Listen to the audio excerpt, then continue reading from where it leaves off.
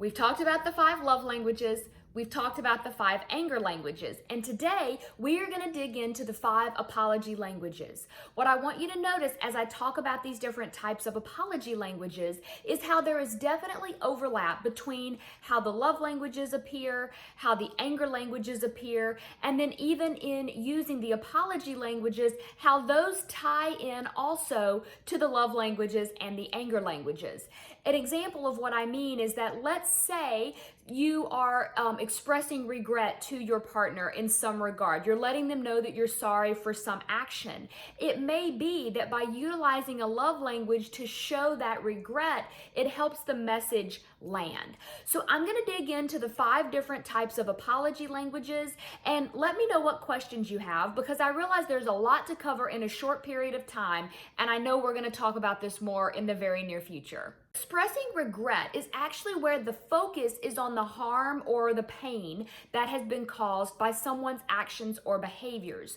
So in this case, you're going to be genuinely expressing an "I'm sorry." You're going to be giving a heartfelt apology, and it's less about trying to fix anything, and it's more about just recognizing the hurt and the pain that was caused and starting to process through it using genuine, authentic language. Accepting responsibility is basically looking at someone and saying, "I'm wrong, you're right." Or maybe just admitting I did something wrong and I'm accepting responsibility for those actions or those behaviors. This is also not about trying to fix anything, but we want to be careful with accepting responsibility that you're not also trying to make excuses or justify things. Kind of thinking back to the anger languages, justification and accepting responsibility don't play very well together, so you want to be aware of that. It is hard sometimes to accept responsibility for actions, especially if you know those actions have hurt someone or caused them harm. So with the accepting responsibility language, it's simply about being able to state, "I know I was wrong, I have done something that has caused you harm, and I am accepting responsibility for that thing." Making restitution actually might involve some justification or some explanation for your actions or your behaviors. It's not a way to make excuses for what is done, but it is a way to say, "I know I have done wrong, I have caused you harm, and I would like to try and make it up to you in some way." This one definitely has some tie-in or some overlap with the 5 love languages. So what you want to do is take note of how your partner best received love, and then possibly come up with the way that you can make some restitution using that love language, letting them know that you accept responsibility for the actions that have caused harm, and now you're making an attempt to really make them feel loved and cared for in a way that helps bring it back to the loving side of things. Genuine repenting actually takes things to the next level. It's where you're going to genuinely repent for your actions, your behaviors, whatever it is that has caused harm to your partner.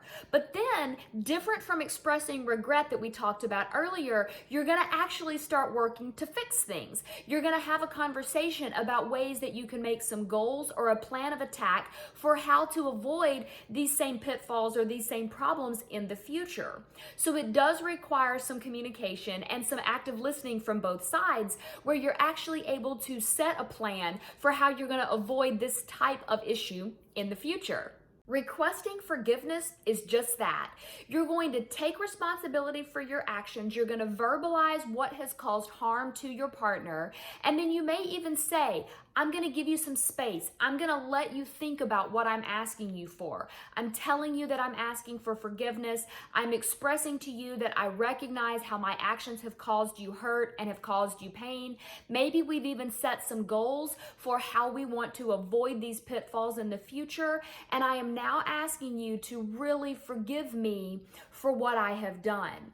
There's a difference between asking for forgiveness and demanding it. If you're demanding it, it sort of takes some of the authenticity out of it. It's a much better approach to say, "Let me tell you what I'm taking responsibility for and what I'm asking forgiveness for. You go think about it, and then let's talk about it and discuss where we are on this forgiveness path so that we're on the same page and it doesn't feel forced and it doesn't feel like over the top intense for either person." I do hope you will start thinking about the apology languages and how they show up in your relationship, as well as how they combine with the love languages and the anger languages to give you a really great roadmap to follow with your significant other. There is no such thing as perfection. This is all a process of figuring out the best ways to relate to one another using a variety of frameworks that you can then reflect back and forth to really set the tone for how you want your relationship to go. So I do hope you will give this a try. Continue creating that relationship of your dreams, and I will be back next week with more.